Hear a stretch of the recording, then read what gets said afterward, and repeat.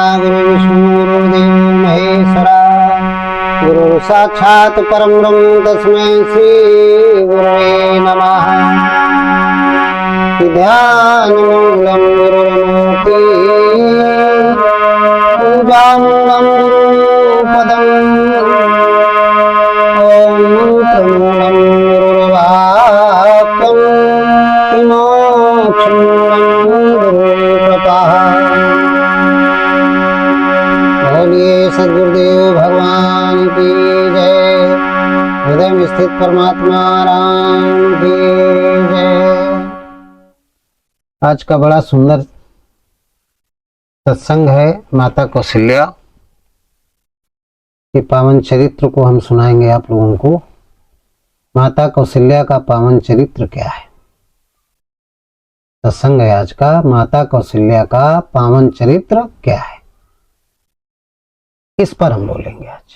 आप लोग बड़े मन से श्रवण करिए। बड़ा अच्छा सत्संग है। भगवान श्री राम जी की माता है कौशल्या।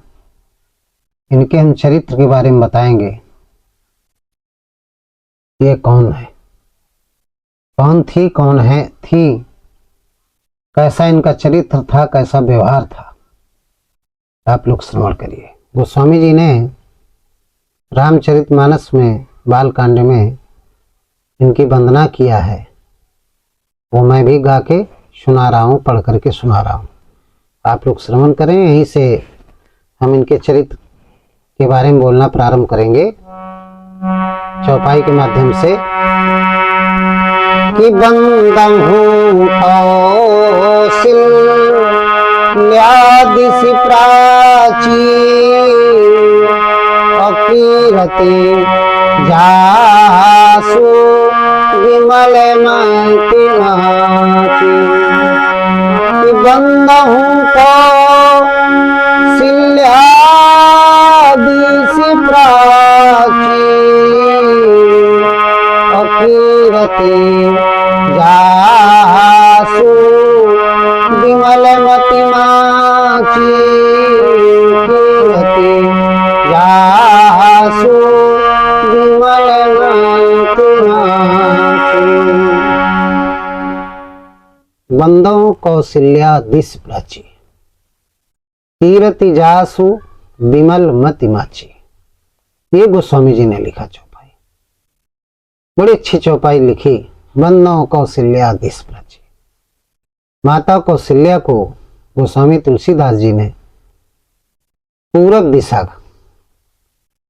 दिशा से संबोधित किया। देखिए, 4 दिशा हैं मुख्य मुख्य, पूरब, पश्चिम, उत्तर, दक्षिण। अब ऐसे तो 8 हो गई, 2-2 के बीच में 1-1, लेकिन 4 प्रमुख हैं, पूरब, पश्चिम, उत्तर, दक्षिण। ये 4 दिशाएं। इन चारों दिशाओं में पूर्व की दिशा का ही संकेत दिया। कौशल्या जी की तुलना पूर्व दिशा से की। अब आप विचार करिए, पूर्व दिशा से, क्योंकि पश्चिम से भी कर सकते थे। माता कौशल्या की तुलना दक्षिण से भी कर सकते थे। माता कौशल्या की तुलना उत्तर से भी कर सकते थे, लेकिन नहीं। गोस्वामी जी ने अपनी लेखनी में, भगवान शंकर ने अपनी लेखनी में माता पार्वती जी से कहते हैं, पार्वती जी ने प्रश्न कर दिया कि प्रभु ये बताओ कि आपने दिस प्राची, पूर्व दिशा से माता कौशल्या की तुलना क्यों किया? आप अपनी लेखनी में जो अंतःकरण में लिख के रख रखा है, जो हमें आप सुना रहे हैं, ये सबसे पहले आप ही ने लिखा था, तो आपने पूरब दिशा का ही नाम क्यों लिया, पश्चिम का क्यों नहीं लिया? तो भगवान शंकर हंसने लगे, कहने लगे, हे पार्वती, इसका कारण है। बोले, वही तो मैं सुनना चाहती हूँ कि कारण है क्या। बोले, बता रहा हूं, आप सुनिएगा ध्यान से। बंदों कौशल्या दिस प्राची, पहली लाइन देखिए। पूरब दिशा जो है इसलिए महत्वपूर्ण है, विशेष है अन्य दिशाओं से, क्योंकि जो सूर्य है वो पूरब में ही निकलता है। सबसे पहले पूरब में निकल, पूरब दिशा में ही जब मनुष्य जगता है, सो करके रात्रि समाप्त होती है, तो सूर्य को कहाँ देखता है? सूर्य की लालिमा को, लालिमा के बाद फिर सूर्य को देखता है। तो किस दिशा में देखता है? पूरब की तरफ देखता है।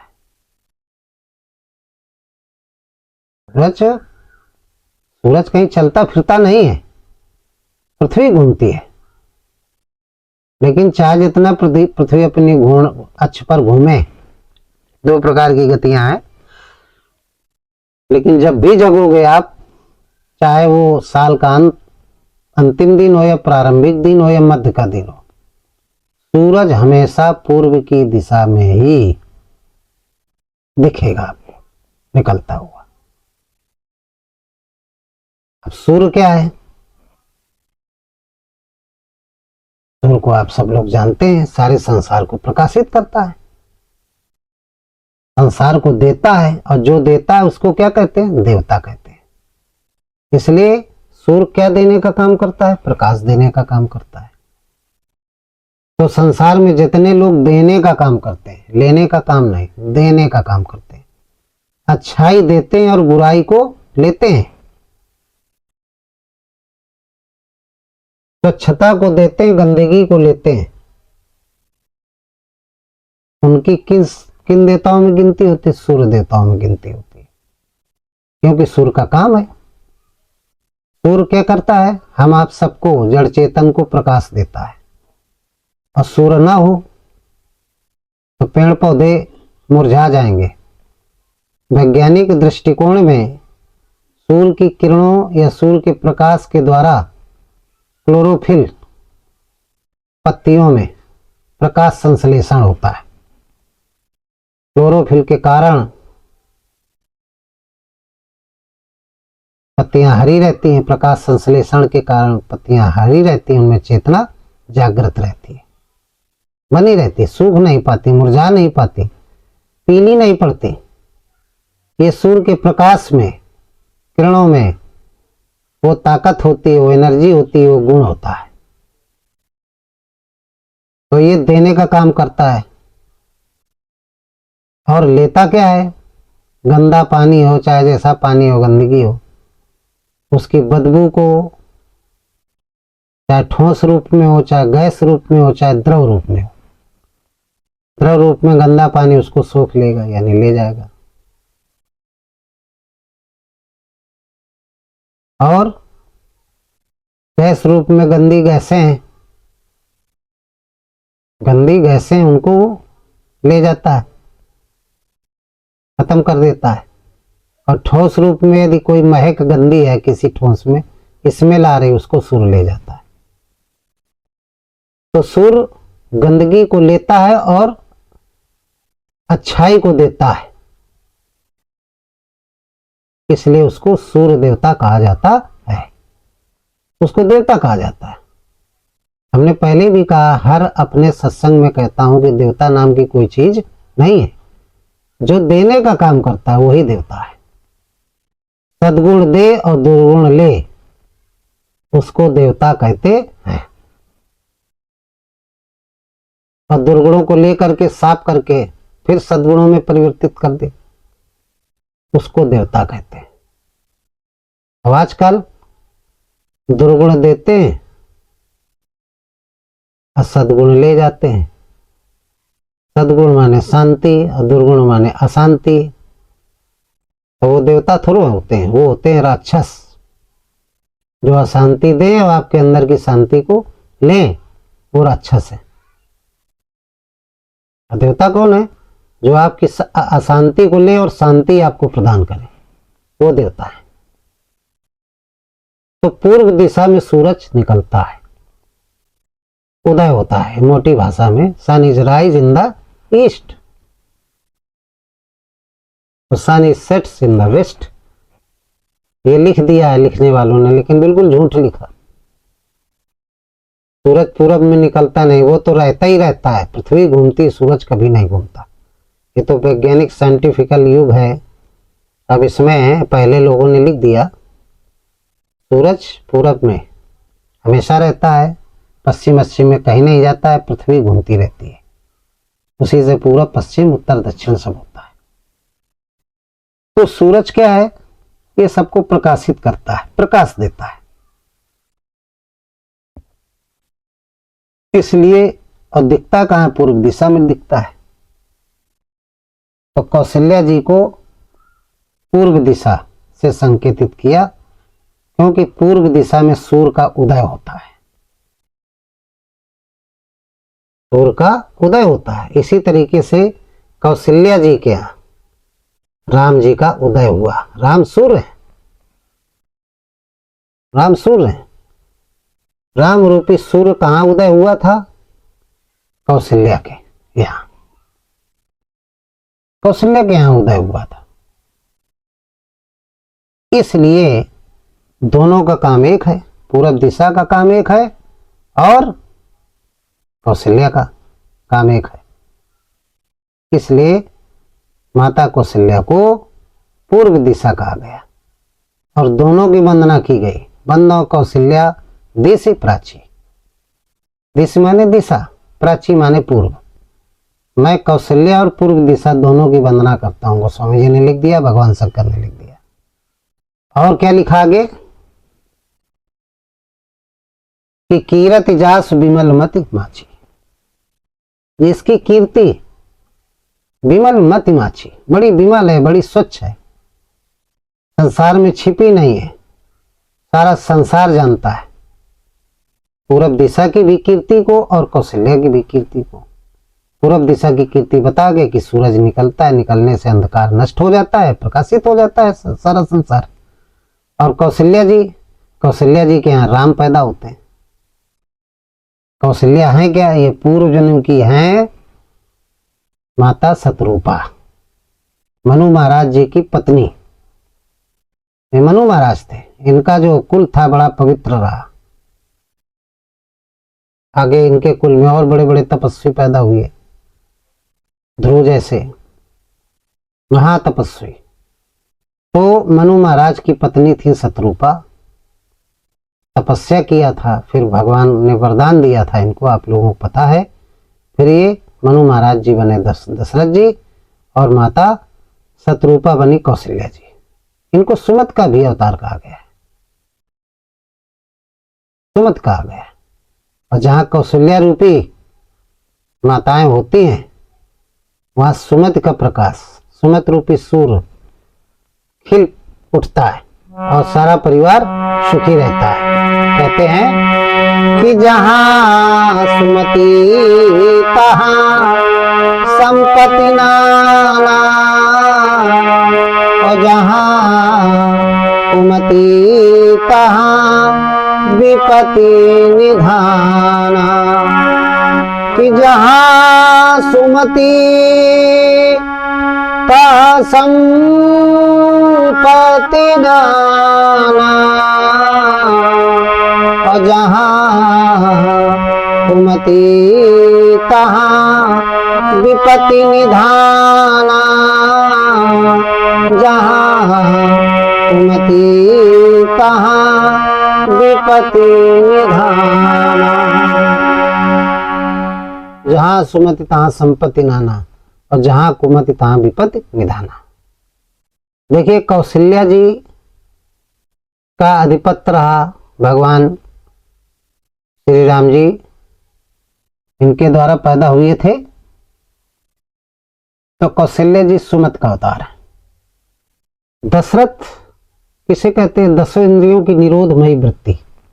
जब दसों मन सहित दसों इंद्रियों का हम संयम कर लेते हैं, भगवान के चरणों में लगा लेते हैं संसार से हटा करके, तो दशरथ की उत्पत्ति होती है।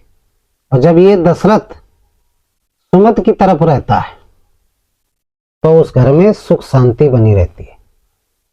जब दशरथ सुमत रूपी स्त्री के पास जाता है तो उस सुमत रूपी स्त्री के निवास स्थान में सुख और समृद्धि रहती है।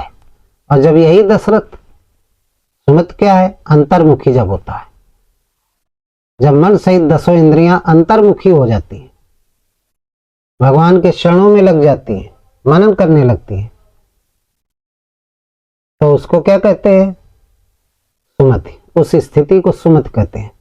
और जब यही दशरथ बहिर्मुखी हो जाता है संसार में, इसके मन की दृष्टि लग जाती है, तो फिर वहां पर कौन स्त्री मिलती है? कुमति, यानी कैकेयी के पास चला जाता है। जब कैकेयी के पास चला जाएगा, कुमत कहते हैं कैकेयी को, कुमत के पास चला जाएगा तो फिर दुख ही दुख रहेगा।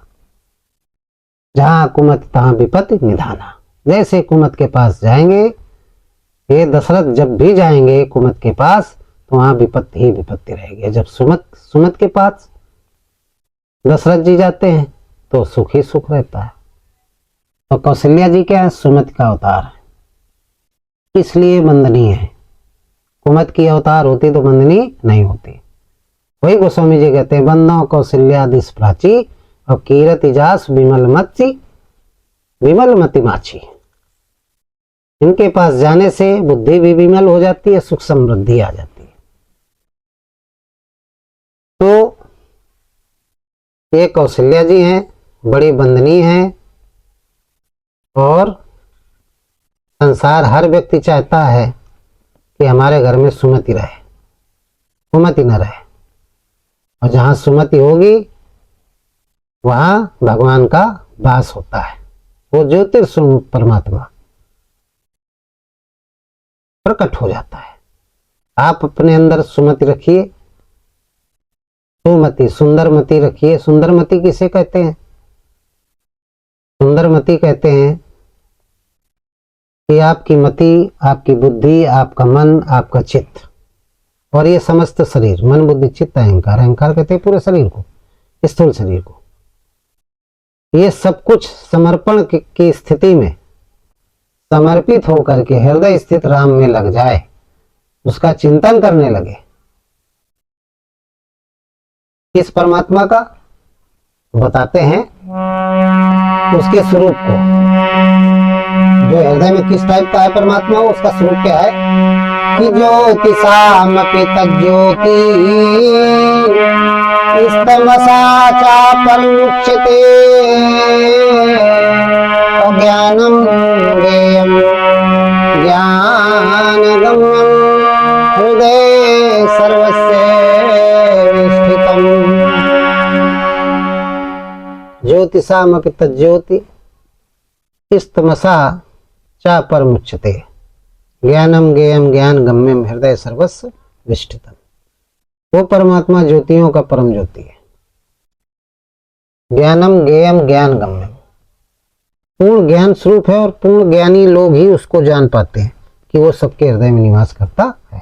हर व्यक्ति नहीं जान सकता। जो पूर्ण ज्ञानी है, जो आत्मज्ञानी है, वही जान पाता है।